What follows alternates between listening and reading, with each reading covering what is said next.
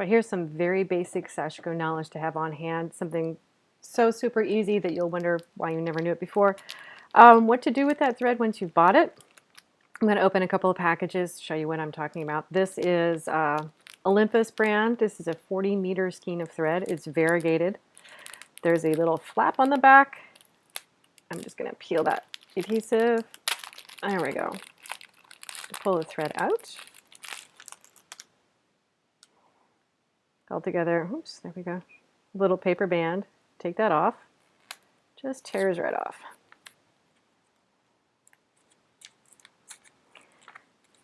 Okay. Usually a little easier than that. All right. So now I've got a loop somewhere around here. It's usually tied. This one doesn't appear to be, unless I'm missing it. Oh, there we go. Little tie there. And a big crazy loop. So what I'm going to do with this loop is I'm going to cut it at each end. And I have a pair of scissors that are marked with a piece of fabric. These are my fabric cutting scissors or thread cutting scissors. If you have scissors in your sewing room that you don't want anybody using for paper, I suggest marking them as such, and that way you can slap people around when they use your scissors. So now we have all of the lengths are even. What I'm going to do is twist it up. And I'm going to twist and twist and twist and twist and twist until it pretty much doubles up on itself. And then twist that. And then I can tuck those straight threads in to the end like that. Nifty little bundle. It's not going to get crazy in your thread drawer. So what do we do with bigger skeins? Same thing. Just so you see the scale, this is a 100 meter. Am I doing this upside down? I am. 100 meter skein of thread. Pop that puppy open. Just sort of gently tease it out until you find the spot where it's tied. There is the tie. Big loop.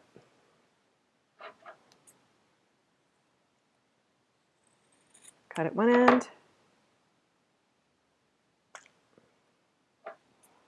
Cut at the other end.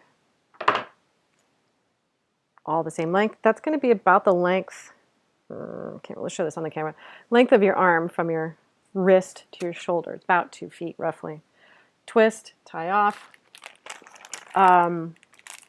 Just to show a little point of reference with the variegation, different brands and different lengths will have different variegations. This question comes up an awful lot, and I want to be able to show you. This is the Hida thread, which I prefer over the Olympus. Olympus is just easier to get. They've been exporting out of Japan for so long that pretty much any craft store that carries Sashiko supplies is going to carry Olympus. Hida's a lot harder to get. It's not exported out of Japan anymore. I do still have some colors available, and next time I'm in Japan I will pick up more. So anyway, this is the variegation on a 145 meter skein of Hida green and white thread. That's color number 204. Look, there's the tie, and I can figure out for my project where I want my variegation to be. You can see the variegation in this one. The white is really short, and the green goes from a dark green to a light green. So where do I want to cut that? And with a thread that's like this, you can sort of hustle it around to find out where your variegation is going to be, and then choose to cut where you want that line to split. I'm not going to worry about that right now. I actually want to go back to the one that I threw and show you. This is back to the Olympus 40 meter. This is color number 72. It's a blue-green variegation. And I'm going to pull out a couple of threads so you get a reference of how the variegation goes on these. And I'll separate them, make it a little clearer to see the progression of color change. It's Not the same as the Hita. I don't know if this is helping at all. I know I get these questions an awful lot at shows and online, is where is the variegation set on these? And if you can hear that really loud airplane, I think it's Fleet Week here in the Bay Area, so we're going to be getting a lot of planes coming over in the next couple of days.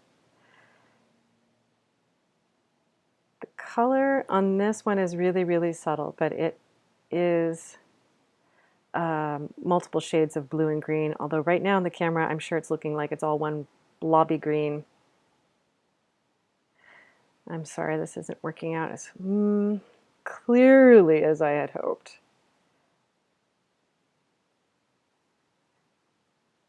Is that any better? Sort of yes, sort of no. Anyway, I'm going to be playing around with that color for a little while, doing some projects. That's number 72 is great for water.